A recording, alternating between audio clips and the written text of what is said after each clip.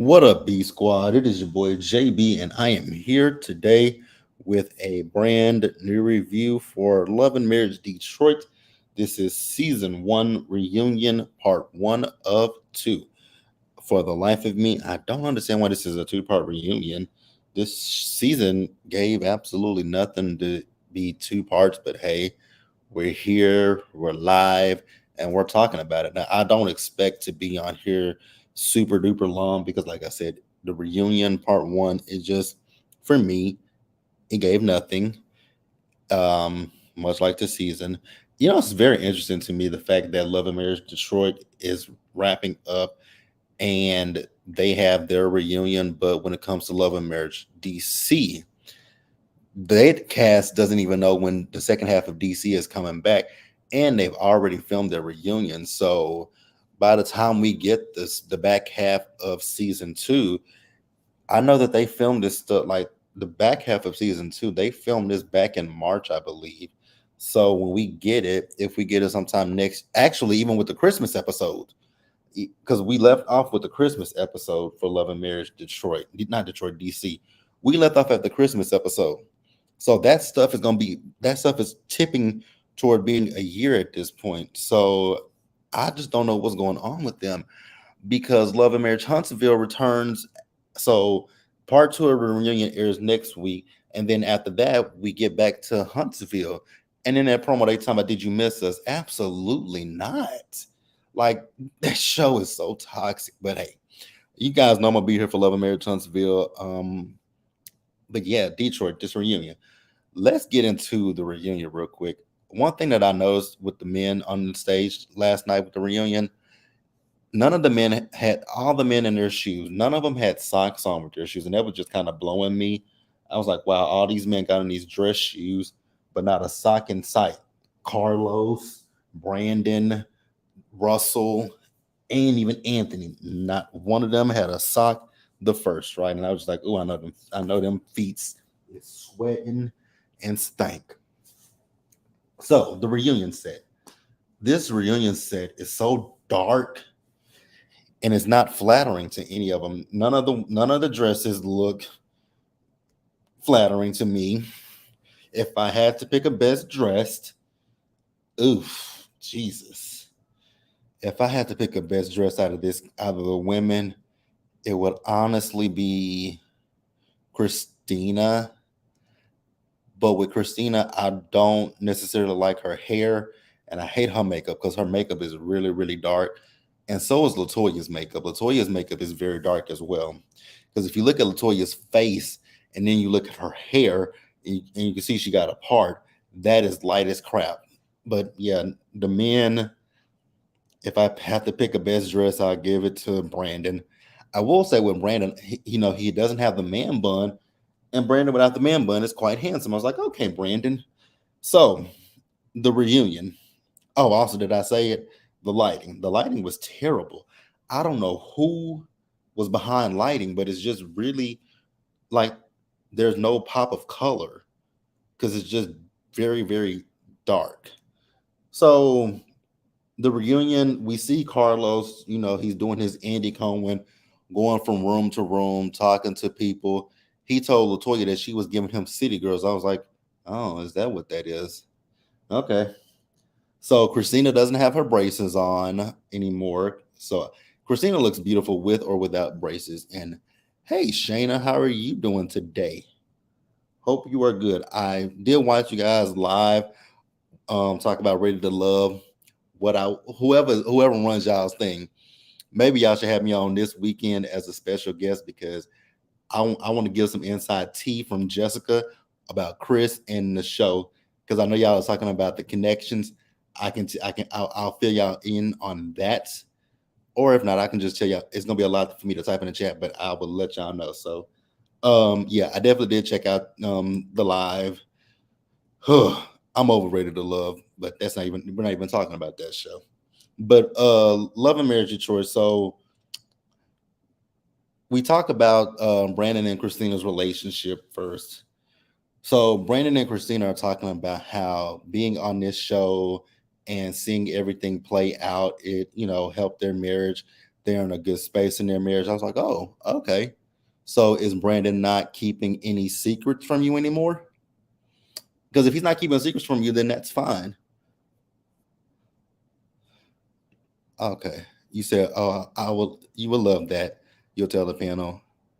Okay, I was gonna DM you earlier, but I didn't. I don't even know where are you located, Shayna? Because I don't be wanting. I don't know if you are an hour ahead of me. I don't know if you're ahead of me, behind me, or what. But let me know where you are, because I was gonna DM you this morning, but I was like, ooh, I don't know what time zone you are on. I'm not talking to you, Siri. I'm not talking to you. So with this, like I said, they're talking about how the show has helped them with their marriage, and if they feel like the show helped them, it's very interesting. I watching Carlos King's productions, and this is no shade, no slight to him, right? But I don't see any with his shows. None of these couples are anything to emulate, right? Because it's mostly the men, even with Bell Collective. Some of those men on Bell Collective are trash and terrible, right? Oh, okay. So you're an hour ahead of me. Cool, that's fine. I was wondering. Okay, so you're an hour ahead of me. Cool. So yeah, these men, like I said, these men, these marriages are just nothing that I would emulate. Like if I had to, if these were the poster childs for marriage, then I would just say, let me be single for the rest of my life, right? Because absolutely not, right? So Christina was talking about how she felt, Brandon probably looked at the show and saw some things, and that made him want to, kind of fix himself up, right? And he was like, well, I was gonna say the opposite about you. I was like, oh, so are y'all really in a good space? Because y'all not on the same page when it comes to how this show helped y'all. But hey, if you feel like if he feels like it helped him and she feels like it helped her, who am I to say boo, cat, dog, and nothing, right? Congratulations to them. It's so interesting when I think about Love and Marriage Detroit, right? Because when you go back and look at the first few episodes of the show, because if a lot of us reviewers were comparing it to Stevie J, Mimi, and Jocelyn with that artist, right? But we completely moved past that. We didn't even bring up that artist anymore until the season finale.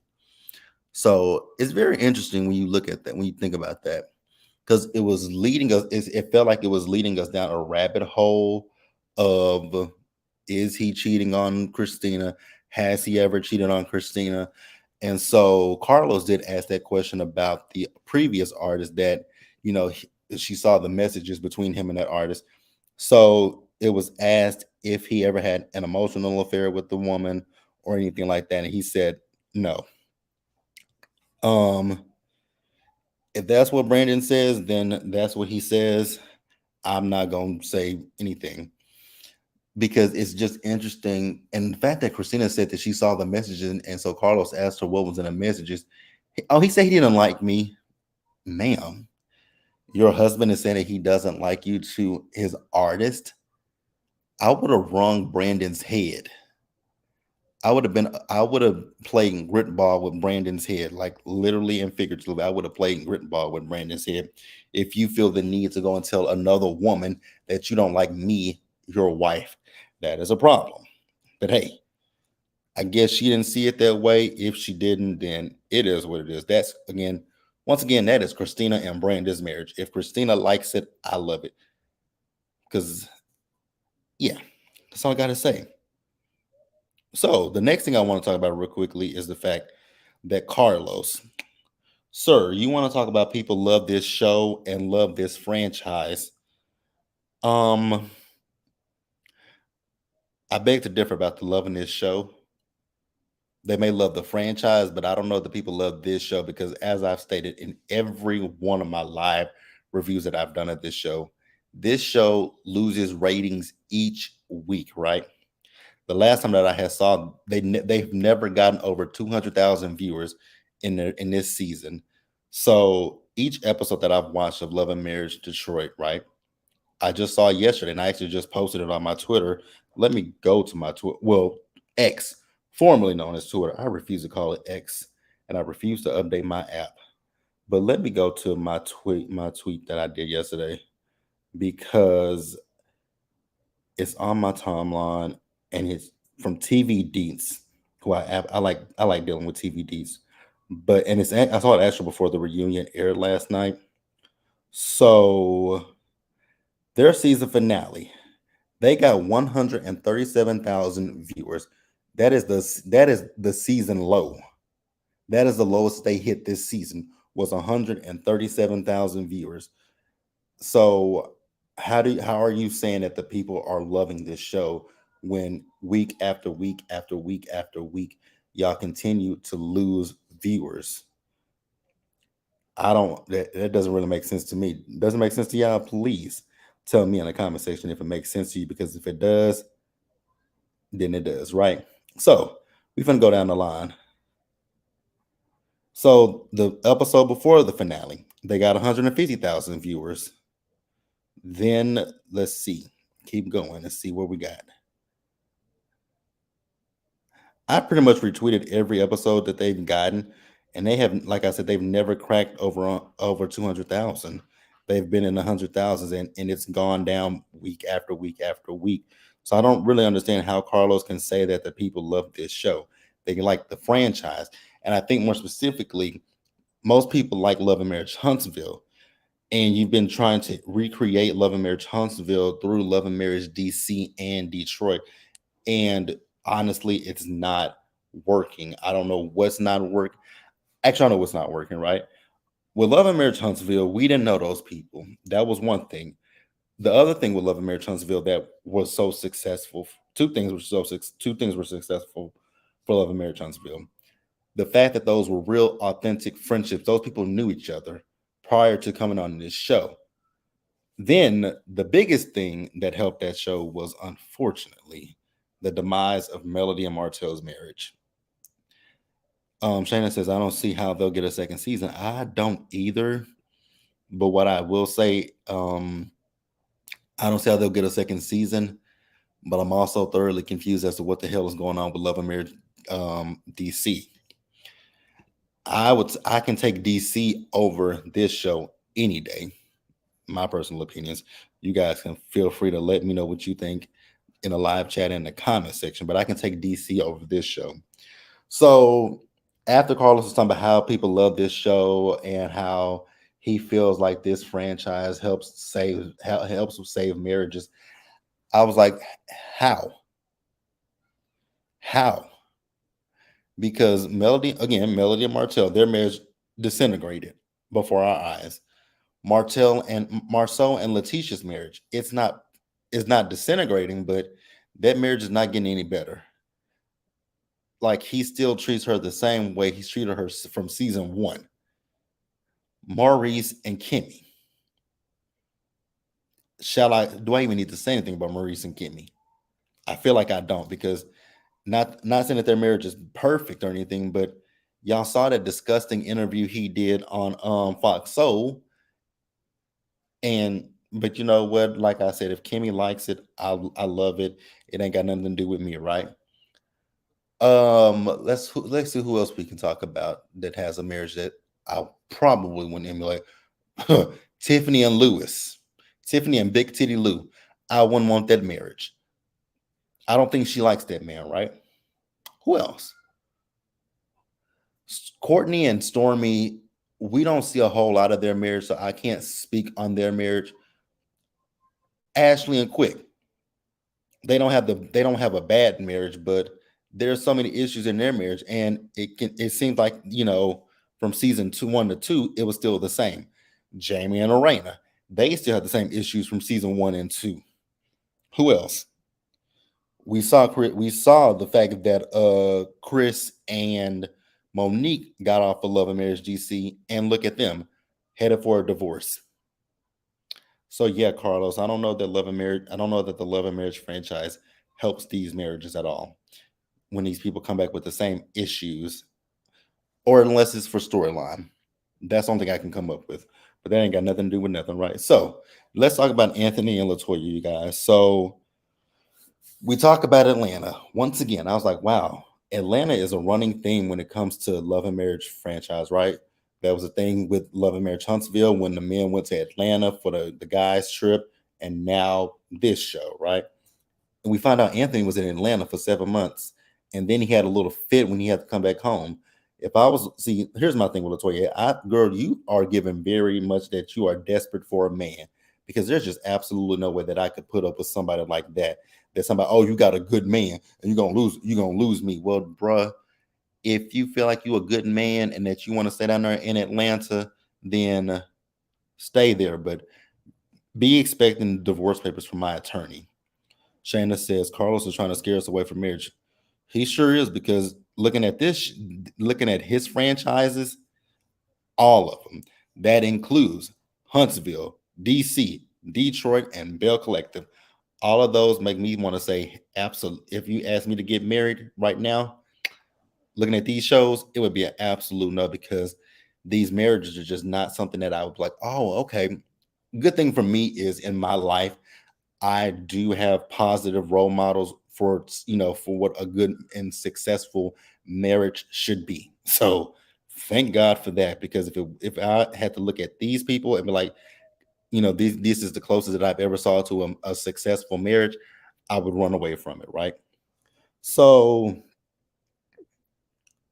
here's my thing with Carlos, because he was talking about the fact that the viewers are talking about these people's marriages, right?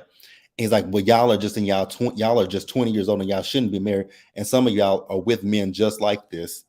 Well, let me speak for myself, Carlos. So I'm not 20. I'm nowhere near 20. I'm far away from, I'm a few years away from 20, right?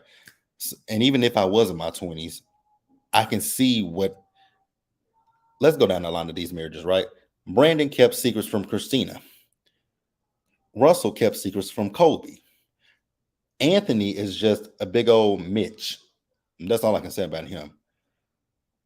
So what's so flattering about, and then for couple said that part, girl, you just turned 30, and your husband is the one that he went to school for devotionals, as well as he went to buy a gym.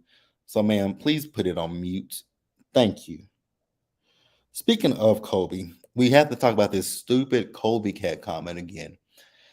As I've stated plenty of times before, you guys, the Colby Cat comment to me is just not that deep.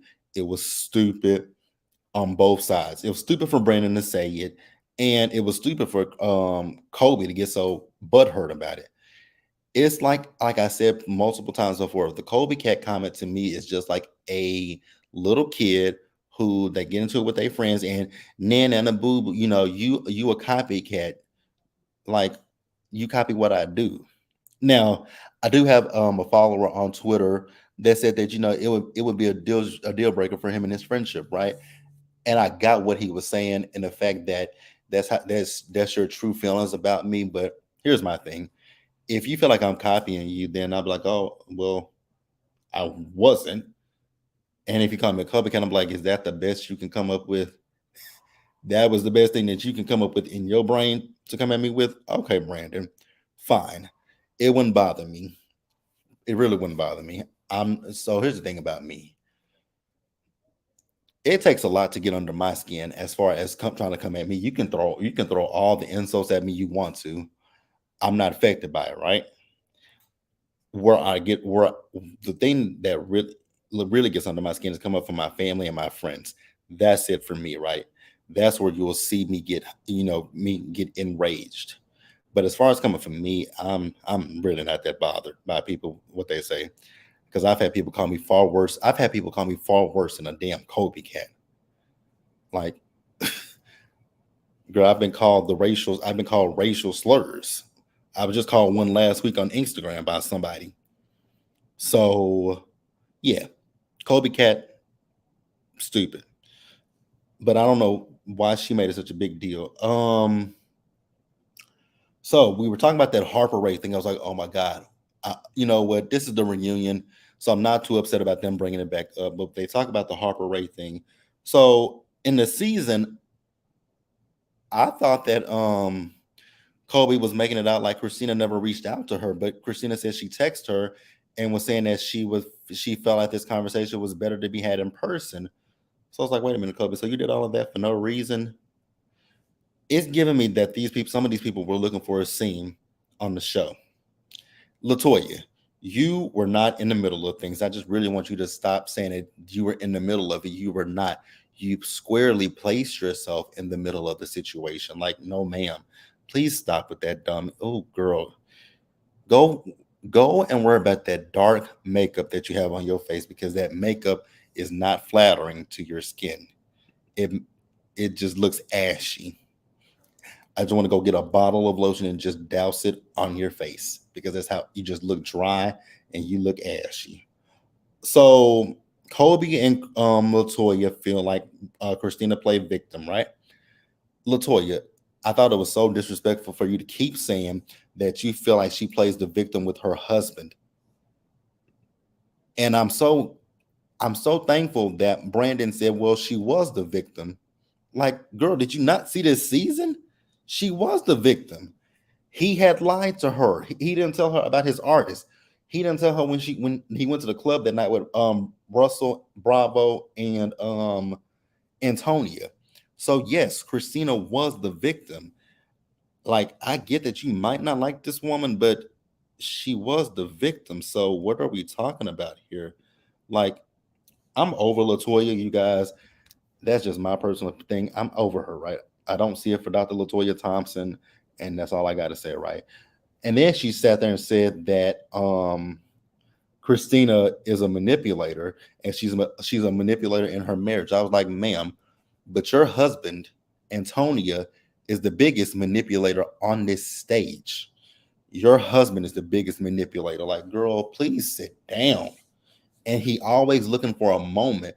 When Christina was talking to Latoya, he wants to chime in. And I'm so glad that Christina said, Anthony, I am talking to Latoya. So Carlos asked her, do you think that Latoya likes you? She said, not really.